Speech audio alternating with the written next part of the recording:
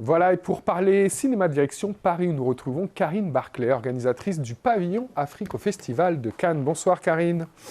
Bonsoir.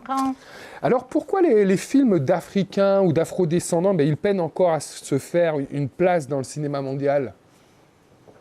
Bien, je crois qu'ils ne correspondent pas aux goûts tout simplement internationaux.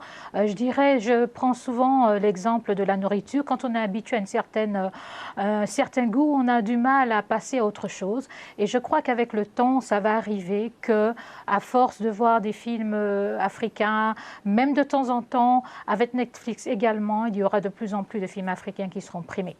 D'accord. Alors, quelle est la recette idéale pour qu'un film africain perce ? Est-ce qu'il faut miser sur la culture du continent, les paysages ?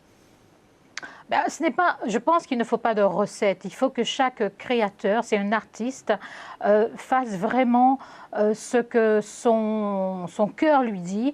Et ça va nécessairement, c'est une question d'habitude, je crois. Et on est en train d'y aller petit à petit, trop lentement, mais on y va certainement.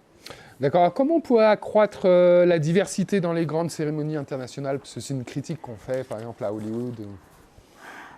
Je crois déjà que le mieux, on parle souvent de l'international par rapport aux films africains.